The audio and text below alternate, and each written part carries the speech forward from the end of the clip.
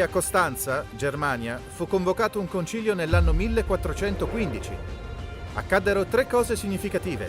Prima di tutto si discusse dello scisma tra i papi. In questo periodo in Europa non c'era un solo papa o 2, ma 3 papi rivali e tutti affermavano di essere il vero papa di diritto. Questo concilio risolse lo scisma e decise chi avrebbe avuto il potere dopo i 3. Fu sempre qui che dichiararono che gli scritti e John Wycliffe erano eretici e ordinarono che le sue ossa fossero riesumate e bruciate. Fu sempre in questo concilio che John Huss fu chiamato a difendere i suoi insegnamenti.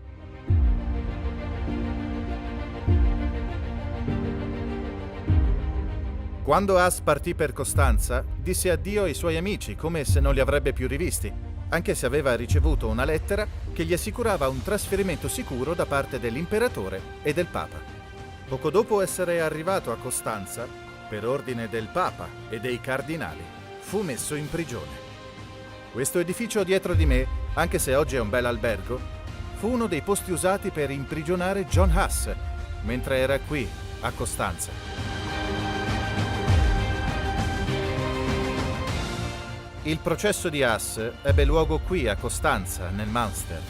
Si dice che sedeva nella fila 24. Gli fu chiesto se voleva abiurare, ma egli rispose che avrebbe preferito la morte alla biura.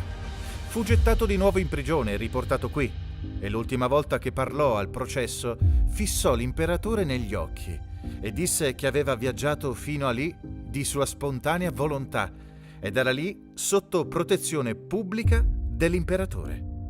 Si narra che quando gli occhi di tutti si voltarono verso Sigismondo, il suo volto divenne rosso cremisi.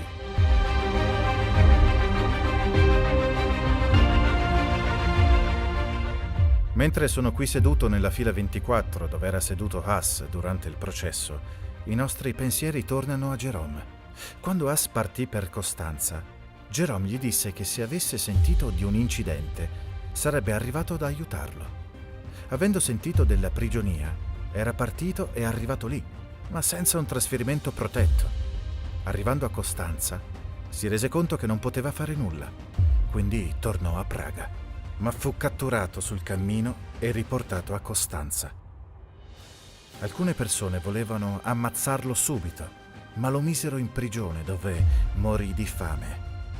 Volevano tenerlo vivo.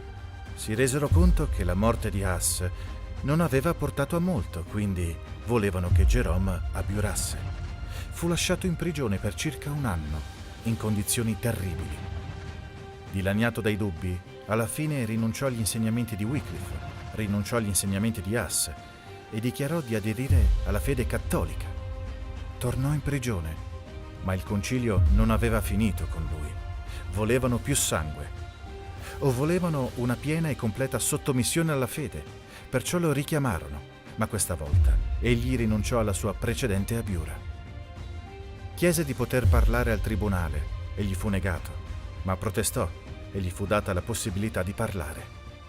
Si alzò in piedi e dichiarò il suo supporto ad Huss e l'influenza che aveva avuto nella sua vita e proseguì dicendo: «Di tutti i peccati commessi fin dall'infanzia, nessuno mi deprime maggiormente e mi procura un così profondo rimorso di quello commesso in questo luogo, quando approvai l'iniqua sentenza contro Wycliffe e contro il santo martire John Huss, mio maestro e amico.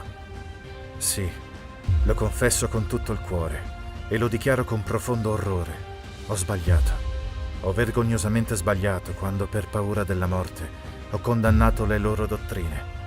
Perciò ti supplico, Dio Onnipotente, di perdonare i miei peccati, particolarmente questo, che è il più odioso di tutti».